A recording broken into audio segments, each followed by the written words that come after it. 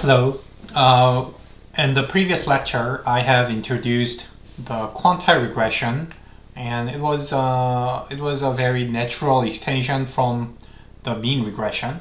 So let me review what we have done and summarize the key idea.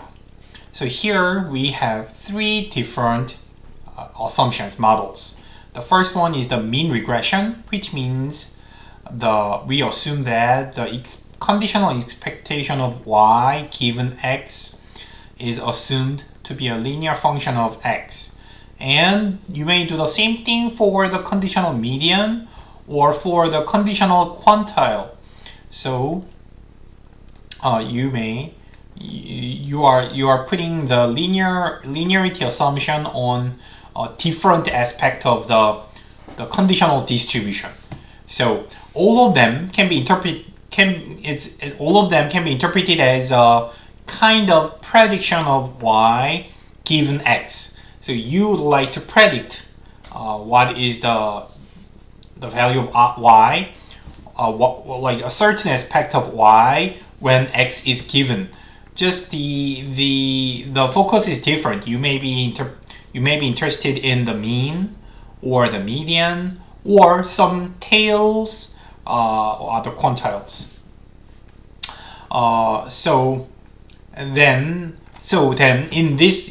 If you accept this, anyhow, you are predicting something about y. Then let's think about the example that y is salary and x is education.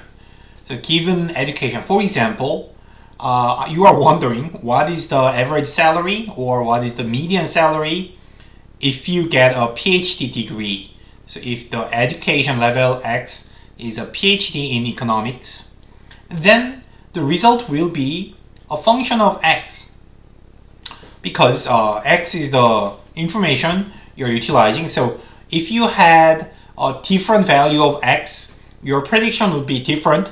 So your predictor is a function of X, and then based on the function, based on your predictor, we can evaluate how good your prediction is. The prediction error is measured as the actual observation minus your predictor, which is usually denoted as epsilon. So let's write it as epsilon, and then we will assume that there is a loss incurred from the prediction error. So the prediction error causes some loss to you as a statistician or as a researcher. So we are going to denote the loss as a loss function. So the loss function is usually assumed to satisfy these three properties. First, it equals to 0 when it is 0. So if there is no error, then you have no loss. And second, the loss is always 0 or positive, non-negative. Also obvious. And 3, it increases as epsilon deviates from 0. So loss increases as the absolute value of epsilon increases. Then if you make, like in the data, there are n observations, so you are making predictions for n observations. So the total sum of the loss functions equals to this guy. Then now, so here, from here, once you define the predictor, I did not say what is the model. So here, without the model, you may consider a loss and various types of loss functions. This is the quadratic function. So quadratic function looks like this. It is 0 here and increases as epsilon moves out away from 0. And also you may consider the absolute value like this. So it's 0 at 0 and increases as epsilon always moves away from 0. Alternatively, you may consider something like this, asymmetric loss function. So in this case, it increases, like if you if you are overestimating, if the error is negative, you have larger loss than positive error. So you are more generous toward positive error, but you are more punished when you have a negative error. That means underestimation is fine, but so you have to increase your predictor, because negative side is punishing you heavily, so you have to move away from the negative side. And similarly, if you change flip the sign, then you get penalized when the error is positive, but it's more generous, like softer on the negative error. So depending on what you have, your predictor f will be changing. It will be changing, and these functions are referred to as the check function. As I said, it looks like check mark. That's why it is called check function. So then if you may use one of those loss functions. Whatever loss function you use, it's fine. You will have a predictor that minimizes the expected loss. But if in these well-known loss functions, we know the result. If you choose a quadratic loss function, you will have conditional mean as the predictor.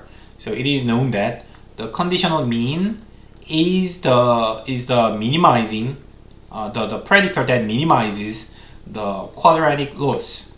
And when you have an absolute value loss function, then it is also well known that median is the minimizer. And for the check function, the minimizer is the quantile. So if you have a steeper slope on the negative side, like here, 0.2 and 0.8, 0.8 on the negative and 0.2 on the positive, then it will give you a